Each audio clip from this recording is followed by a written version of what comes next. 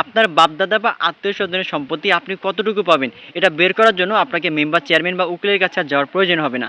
আপনার হাতে থাকা স্মার্টফোন দিয়েই আপনি দেখে নিতে পারবেন যে আপনার বাপদাদা বা আত্মীয়-স্বজনের যে সম্পত্তি আছে, এটা আপনি কতটুকু পাবেন, আপনার ছেলে-মেয়ে কতটুকু পাবে, ভাই-বোন কতটুকু পাবে, এ টু জেড সবকিছু কিন্তু আপনি দেখে নিতে পারবেন আপনার মোবাইল ফোন দিয়ে। তো এই অসাধারণ কাজটা আপনি কিভাবে করবেন বা কিভাবে দেখবেন, চলুন সরাসরি আপনাকে আমি দেখিয়ে দিচ্ছি। আর এরকম ইম্পর্টেন্ট ভিডিও অন্যরা যেন দেখে উপকৃত হতে পারে, এর জন্য অবশ্যই আপনার টাইমলাইনে ভিডিওটি শেয়ার করে রাখবেন। তো চলুন তাহলে মূল ভিডিওটি দেখে নেওয়া যাক। তো ফার্স্টে আপনার ফোনে ডাটা অথবা ওয়াইফাই অন করে নেবেন। নেওয়ার পরে আপনার ফোনে যে কোনো একটা ব্রাউজার আপনি ওপেন করবেন। তো এখান থেকে আমি গুগল ক্রোম ব্রাউজার ওপেন করছি। ক্রোম ব্রাউজার ওপেন করার পরে এখানে সার্চ বারে যে আপনি সার্চ করবেন উত্তরাধিকার ক্যালকুলেটর।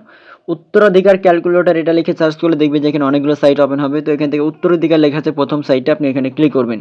আপনি যখন এখানে ক্লিক করবেন, ক্লিক করার পরে এখান থেকে ম্যাজিক একটা বিষয় দেখতে পারবেন। দেখেন এখান থেকে কিন্তু এটা লোডিং নিচ্ছে, এটা কিন্তু এখন ওপেন হয়ে গেছে। উত্তরাধিকার দেখেন এখান থেকে এক ক্লিকে সম্পত্তির হিসাব।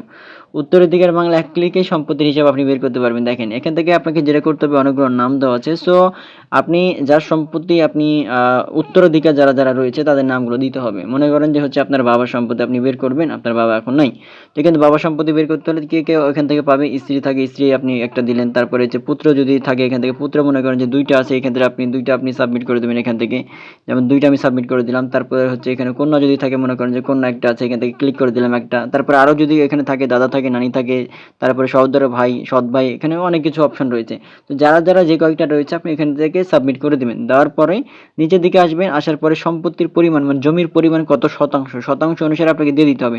তো আমি দিয়ে দিলাম 200, মনে করেন যে 60 দিয়ে দিলাম এখান থেকে এক্সাম্পল।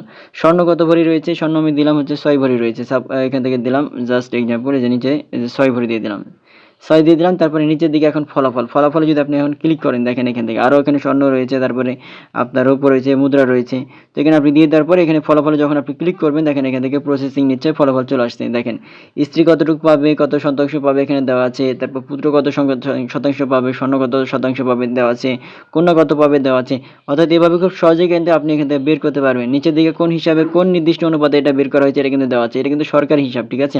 সরকারি সিস্টেম এটা দেখানো হয়েছে। এভাবে খুব সহজে কিন্তু আপনি সম্পত্তির হিসাবগুলো আপনি বের করে নিতে পারবেন। সো তারপর এখান থেকে প্রিন্ট করলে আপনি এটা প্রিন্ট করে কিন্তু নিতে পারবেন। এভাবে খুব সহজে কিন্তু আপনি এক ক্লিক করে আপনি সম্পত্তির হিসাবগুলো আপনি ভাগ বাটোয়ারা বা বন্টনগুলো আপনি দেখে নিতে পারবেন বা বের করতে পারবেন খুব সহজেই। সো ভিডিওটা ভালো লেগে থাকলে অবশ্যই আপনি সাবস্ক্রাইব করবেন যেন নেক্সট ভিডিওগুলো পেতে, আর তাহলে আপনার জন্য খুবই কার্যকরী হবে। ধন্যবাদ।